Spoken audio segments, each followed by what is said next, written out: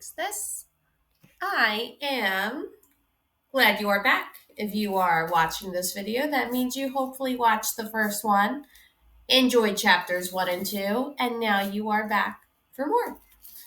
So let me Carter's taking a nap, turn the monitor down a little bit so that we don't hear his sound machine in the background. And today we are going to read, I think we'll be able to read chapters 3 and 4, maybe chapter 5 too. We shall see.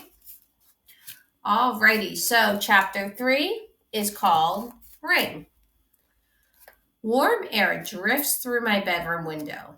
We live in the Bay Area, in the shadow of San Francisco, and late September nights can be cool. But it's hot tonight, like summer is refusing to leave.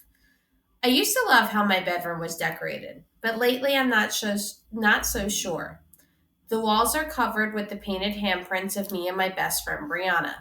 We started doing them back in first grade, and we added more handprints every year. You can see my little handprints grow bigger, like a time capsule of my life. But we haven't done any yet this school year, or even this summer, because Brianna found her passion, volleyball. She's busy every second now with clinics and practices and weekend tournaments. The truth is, I'm not even sure she's still my best friend. It's late when the garage door finally grinds open. I hear my mother talking to Nicole and in the front room, in the front hall, and I go to them. Thanks for staying, she tells Nicole. My mom looks frazzled. Her mascara is smudged beneath her eyes, her red lipstick chewed away. Her natural hair color is dirty blonde, like mine, but she colors it. Right now, it's purple. No problem, Nicole replies. Is your dad okay? An unreadable expression crosses my mom's face. Oh, he's fine. Thanks for asking. Do you need a ride home? I'm good, Nicole says. By the way, Lisa, I have some exciting news. Yes? I got a job at the mall. Isn't that great? I didn't know you were looking, my mom says, confused. Yeah, I didn't think I'd get it. It's such a big opportunity. The ear-piercing place at the mall. When do you start? My mom asks. That's the hard part. They want me to start tomorrow afternoon. So I can't watch Ellie anymore. I totally would have given you more notice, but I understand, my mom says, and I can hear the strain in her voice. Nicole turns to me. I forgot to tell you, I get a discount. Isn't that great? So come by anytime and shop. Okay, I say. I better be going, she says. Good night. Good night, my mother echoes. I stand in the doorway with my mother and watch her walk into the night. Did she just quit? I ask. I'm a little in shock. My mother nods. This is turning into a banner day. I stare out into the night to catch a glimpse of my babysitter, but see someone else, a boy with long hair. He's standing beneath the old dying palm tree on our front lawn. It drops big brown fronds everywhere, and my mom says it needs to come down. The boy is slender, wiry looking. He looks 13, maybe 14. It's hard to tell with boys sometimes. You need to put your trash out, the boy calls to my mom. Tomorrow is trash day, and our neighbor's trash cans line the street. Would you please come inside already? My mom tells the boy. And when's the last time you fertilized the lawn? He asks. There's crabgrass. It's late, my mom says, holding the open door impatiently. I wonder if he's one of my mom's students.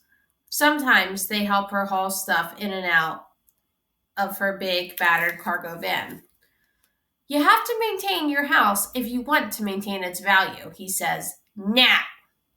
The boy reluctantly picks up a large duffel bag and walks into our house. He doesn't look like the typical theater crew kid. They usually wear jeans and t-shirts, stuff that's easy to work in. This kid's wearing a rumpled pinstripe shirt khaki polyester pants, a tweed jacket with patches on the elbows, and leather loafers. But it's his socks that stand out the most. They're black dress socks. You don't see boys in middle school wearing those a lot. It's like he's on his way to a bar mitzvah. He stares at me with piercing eyes. Did you make honor roll? I'm startled, but answer anyway.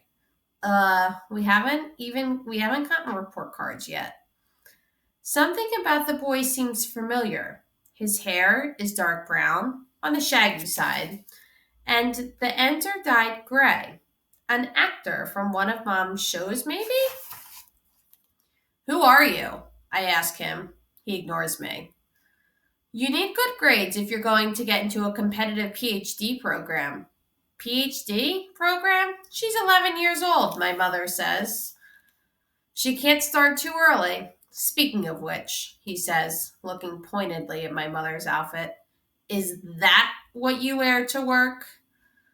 My mother likes to raid the theater wardrobe closet at school. This morning, she left the house in a floor-length black satin skirt and a matching jacket with a frilly white poet's shirt. Maybe you should consider buying a nice pantsuit, he suggests. Still stuck in the Stone Age, I see, she shoots back. Then he turns and looks at me, taking in my tank top and boxer shorts pajama set. He says, Why are your pajamas so short? Whatever happened to long nightgowns? Are you boy crazy like your mother was? All the girls her age wear pajamas like that, my mom answers for me. And I wasn't boy crazy. You must have been boy crazy to elope, he says. I was in love, she says, through gritted teeth. A PhD lasts longer than love, he replies. It's not too late to go back to school. You could still get a degree. Something about this whole exchange tickles at my memory. It's like watching a movie I've already seen. I study the boy, the gray-tipped hair, the way he's standing so comfortably in our hall, how his right hand opens and closes as if used to grasping something by habit. But it's the heavy gold ring hanging loosely on his middle finger that draws at my eye. It's a school ring, like the kind you get in college, and it looks old and worn and has a red gem in the center. I've seen that ring before, I say. Then I remember whose hand I saw it on. I look at the boy. Grandpa? I blurt out. That is the end of chapter 3. And we are also going to read chapter 4, Magician. Who were you expecting? He asked. The Tooth Fairy? He seems like a 13-year-old boy, but when I look really closely, I can see hints of my grandfather. The watery blue eyes, the slightly snarky set of his mouth, the way his eyebrows meet in the middle. Is this some kind of magic? I ask. The boy curls his lips and looks at my mother. You're raising my granddaughter to believe in magic? This is what happens when you major in drama.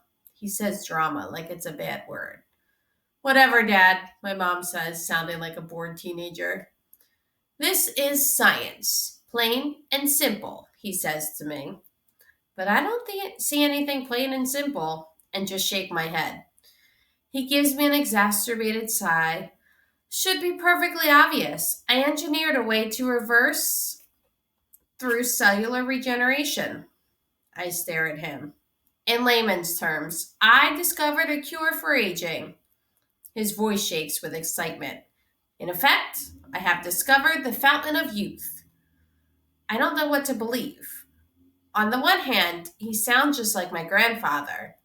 I'm half tempted to see if he has any soy sauce in the pockets of his jacket. On the other hand, I'm not totally sure I believe any of it. Part of me wonders if this is just some weirdo who stole my grandfather's ring and is tricking my mom. She's a sucker for kids with sad stories. I turn to her. Are you sure it's Grandpa? She rolls her eyes. It's him, all right. Of course it's me, the boy says indignantly. He whips out an old man's worn leather wallet and shows me his driver's license. My grandfather's cranky face stares back from the photo, and the look in his eyes is exactly the same as on the boy's face. This is so cool, I whisper. Cool? It's historic. They're going to give me a Nobel. My mom yawns. She's clearly unimpressed. Or maybe just tired. It's pretty late. I'm going to bed. Why don't you bond with your granddaughter? She gives my grandfather a look. And don't put anything strange in the refrigerator. My mom tells stories of how when she was little, my grandfather would keep experiments in the refrigerator. There would be stacks of petri dishes next to the cottage cheese and butter. Then, we're alone in the kitchen. My grandfather's stomach growls loudly. Got anything to eat in this place? He demands. I'm starving. There's pizza, I tell him. He stands at the counter and wolfs down the rest of the pizza. The lab assistants live on this stuff when they run experiments at night, he says. Then he goes to the fridge, takes out the milk, and pours himself a big glass. He drinks it and pours himself another. He waves the carton of milk at me and burps. Make sure you take your calcium. Everything they say about bone density is true.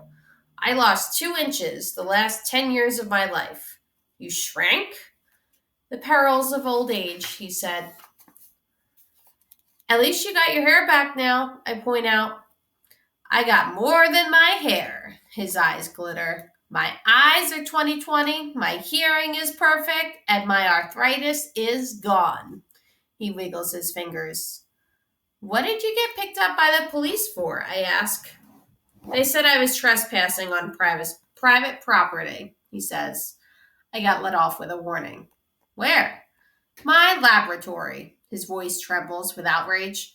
I practically built that place. I have credits on 19 of their parents, you know. You'd think they'd have some respect. I nod, even though... Oh, sorry.